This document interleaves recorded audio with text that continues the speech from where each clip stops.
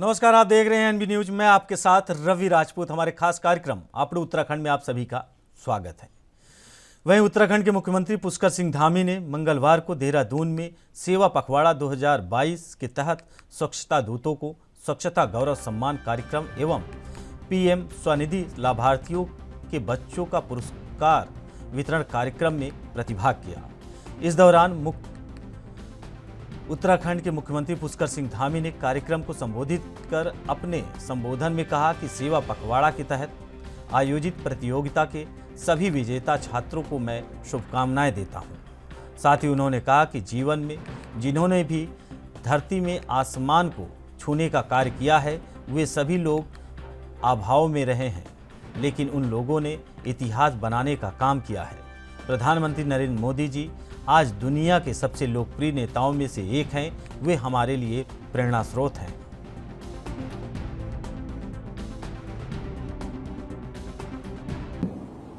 चित्रकला और निबंध प्रतियोगिता में जो भी बच्चे पुरस्कृत हुए हैं उन सभी बच्चों को मेरी हार्दिक शुभकामनाएं और मैं उनके उज्जवल भविष्य की कामना करता हूं।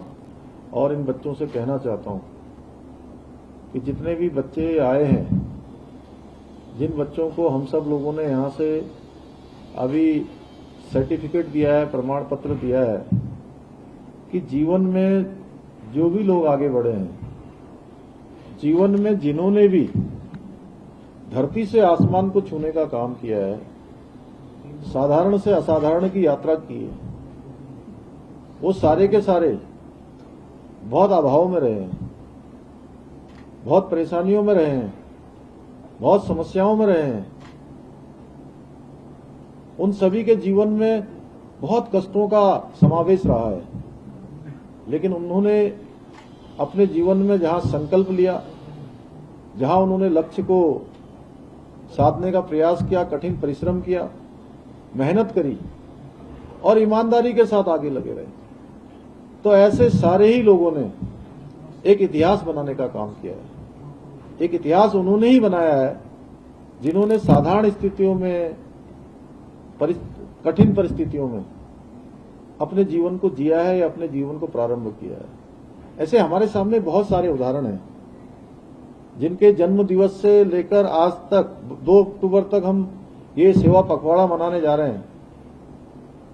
वह भी एक व्यक्तित्व हैं हमारे देश के यशस्वी प्रधानमंत्री मोदी जी, जिन्होंने बहुत सामान्य स्थितियों और सामान्य परिस्थितियों में अपने जीवन को प्रारंभ किया और आज वो केवल भारत के प्रधानमंत्री के रूप में ही नहीं।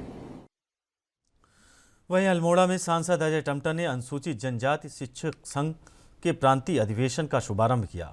इस सम्मेलन में प्रदेश भर से शिक्षकों ने शिरकत की। अधिवेशन में शिक्षकों ने अनुसूचित जनजाति के शिक्षकों को शिक्षा की नीतियों में शामिल करने की मांग की। साथ ही उन्होंने कहा कि सरकार हमारी बैकलॉग पदोन्नति के मामले में चुप्पी साधे है, जिसको लेकर संगठन प्रदेश सरकार से वार्ता करेगा।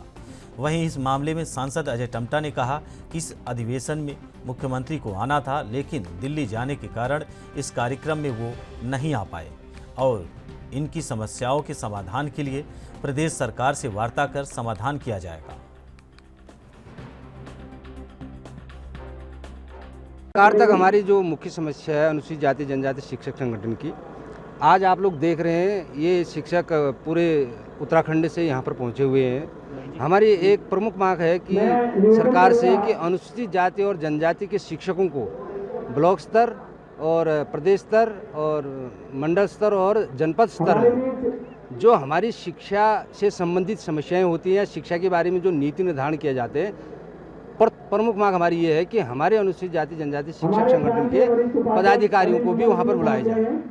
जबकि यह संगठन 2007 से बना हुआ है।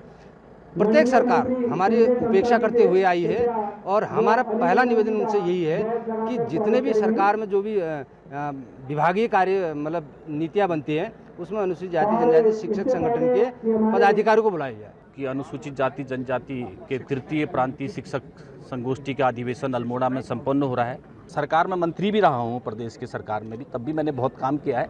आने वाले समय के अंदर भी समस्याएं आज अभी हमको देंगे, उसके समाधान के लिए सरकार पूर्ण तौर आगे बढ़ेगी। क्योंकि इस कार्यक्रम में मुख्यमंत्री जी ने पहले हामी भरी थी, क्योंकि अचानक उनके कार्यक्रम आज दिल्ली में है और इसलिए मेरे को भी दिल्ली जाना है इस कार्यक्रम के बाद, और शाम को या कल हम साथ ही बैठने वाले हैं। जो वहीं संजीवनी बूटी खोजने का दावा करने वाले पतंजलि योगपीठ के महामंत्री आचार्य बालकृष्ण ने एक और उपलब्धि हासिल की है।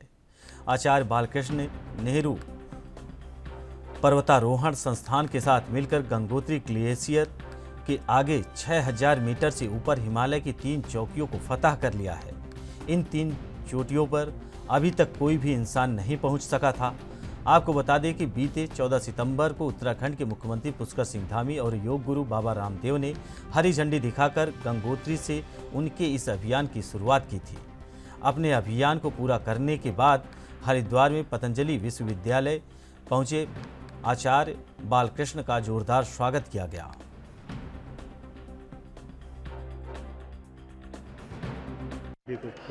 हिमालय की यह एक यात्रा ऐसी थी कि जहाँ पर जड़ी बूटियों के साथ में इस बार हम हिमालय की खोज पर थे।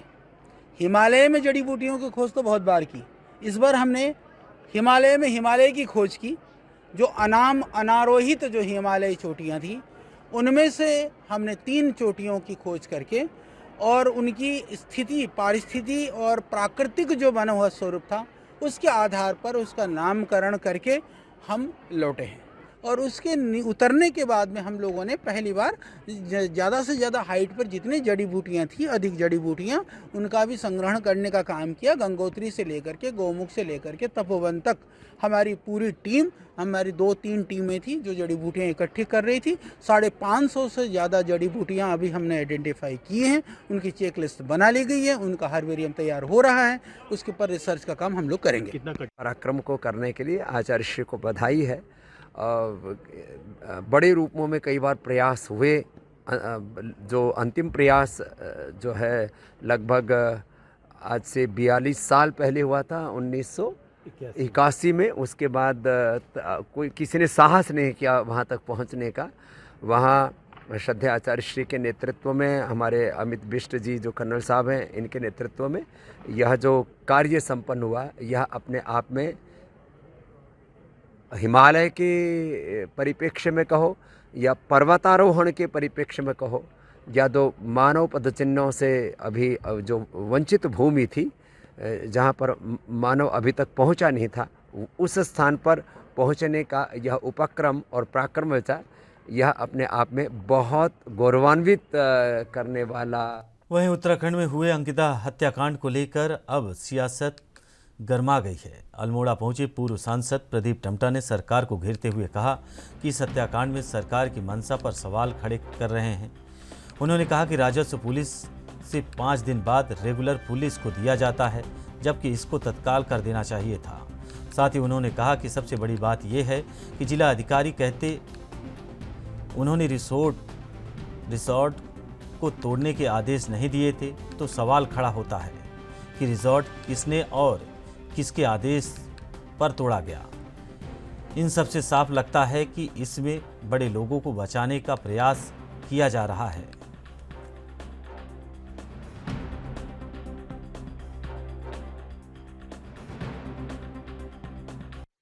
अभियान करेंगे।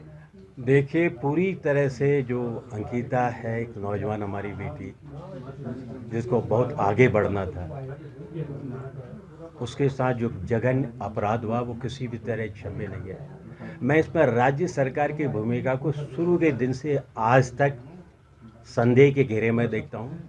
शुरू से ही ऐसा लग रहा है कि अपराधियों को छिपाने की, बचाने की कोशिश सरकार के द्वारा की गई। नहीं तो 5 दिन राज्य की सरकार को, पुलिस को हैंडओवर मामले में न लगते और 5 दिन भाजपा को पार्टी से निकालने में न लगते। आखिर सबसे बड़ा सवाल है कि आज डीएम कहते कि हमने रिसोर्ट को ढहाने की अनुमति नहीं दी थी, तो किसने ढहाया, किसके ऑर्डर पर ढहाया? अभियुक्तों को बचाने की साजिश के तहत क्या उनके खिलाफ एफआईआर दर्ज हुई? क्या उनको भी गिरफ्तार करेंगे? ये बड़ा प्रश्न। उस अंकिता बेटी के साथ न्याय मिले, इसमें राज्य सरकार की भूमिका को निपटाना पर संदेह व्यक्त है। एक इस उदाहरण से कि राज्य में अपराध बढ़ रहे हैं, हमारी पुलिसिंग सिस्टम जो पुरानी है ग्रामीण क्षेत्र में, कुमाऊं व गढ़वाल में, ये जो रेवेन्यू पुलिसिंग सिस्टम, ये समय आ गया है, इस पर पुनर्विचार किया जाए, इसको विड्रॉ करने का। वहीं चंपावत जनपद के टनकपुर राजकीय महाविद्यालय के छात्र छात्राओं ने अंकिता भंडारी को श्रद्धांजलि दी। साथ ही उसके हत्यारों को फांसी की सजा दिए जाने की मांग को लेकर मार्च निकाला। इस मौके पर न्याय की मांग करते हुए नारेबाजी भी की गई, जिसके बाद एसडीएम के माध्यम से सीएम व राज्यपाल को ज्ञापन भेजा गया। बता दें कि राजकीय महाविद्यालय कारकी फार्म वेलफेयर सोसाइटी और आंगनबाड़ी कार्यकर्त्रियों ने नगर पालिका हॉल में अंकिता भंडारी को भावपूर्ण श्रद्धांजलि दी और 2 मिनट का मौन रखा। साथ ही पीड़ित परिवार को न्याय दिलाने की मांग की।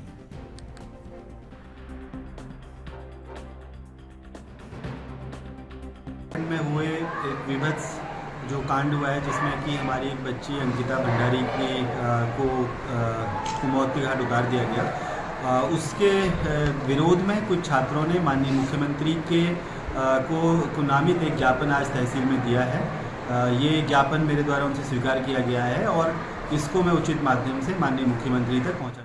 जहां पौड़ी के यमकेश्वर क्षेत्र में हुए अंकिता हत्याकांड के बाद जगह जगह लोगों में गुस्सा देखने के लिए मिल रहा है। कहीं लोग धरना प्रदर्शन कर रहे हैं तो कहीं चक्का जाम। चमोली के पोखरी में महिलाओं और छात्रों ने विनायक धार चौराहे पर करीब 1 घंटे का चक्का जाम भी किया।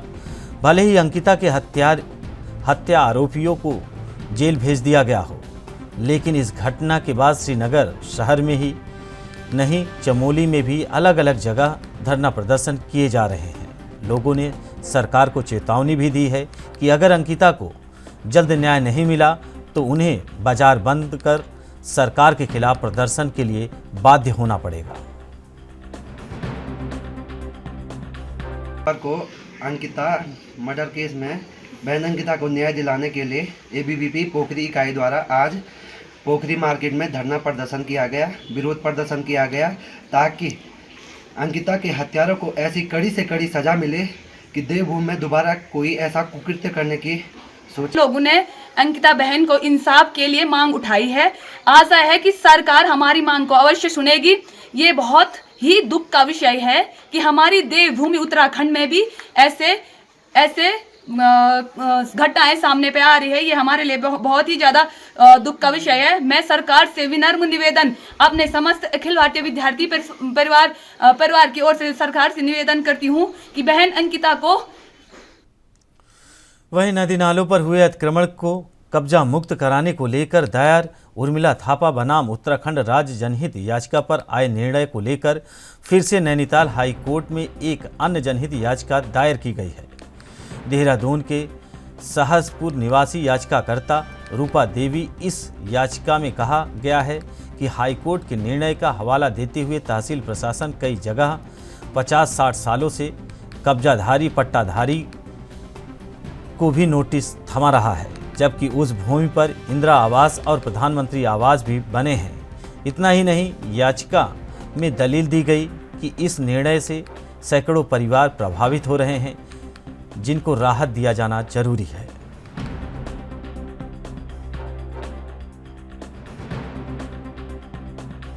अभी जो हाई कोर्ट में विमला थापा बनाम सरकार वाला जो मामला था, उसमें हमने एक आपत्ति अपनी दर्ज हाई कोर्ट में करा दी थी, जिसकी कॉपी मैंने सभी मीडिया कर्मियों को भी दी है और आपको भी दी है। मैं बताना चाहूँगा कि बहुत सारे लोग इससे, पूरा देहरादून इससे जो ये फैसला आया है इससे बड़ा परेशान है।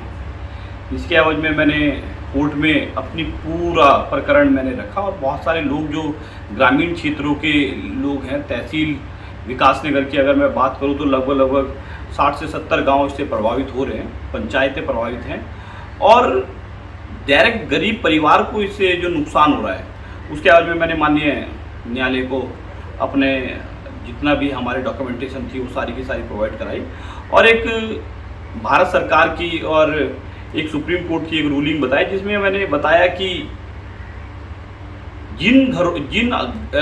जिस भूमि पे इंदिरा आवास और प्रधानमंत्री आवास योजना के तहत जो घर बने हैं, उन्हें सुप्रीम कोर्ट की गाइडलाइन जो है उसे आप तोड़ नहीं सकते हो, उसे आप बेच नहीं सकते हो, उसमें आप किराएदार नहीं रख सकते हो। तो इस एवज में जो कुछ जगह नोटिस प्रशासन ने चस्पा करा दिए हैं और वो उन 70 से 80 जो अपने पंचायतें हैं उनमें करीबन 45 से 50% जिन लोगों को नोटिस भेजे गए हैं उन नोटिसों में इंदिरा आवास से बने हुए आवास बने हैं, प्रधानमंत्री आवास योजना के तहत जो घर बने हुए हैं उन्हें तोड़ा नहीं जा सकता। दूसरा, मैक्सिमम लोग यहाँ पे 50 से 60 साल से रह रहे हैं और लगभग हर किसी पे पट्टा है, अपनी आबादी है और अपना कब्जा है। तो मेरा न्यायालय से और मेरा प्रशासन, जिला प्रशासन से और तहसील प्रशासन से ये विनम्र निवेदन है कि ऐसी कोई भी कार्रवाई ना करें जिससे कि एक आमजन। फिलहाल आप उत्तराखंड में हमारे साथ इतना ही। बाकी खबरों से जुड़े रहने के लिए देखते रहिए ANB न्यूज। नमस्कार।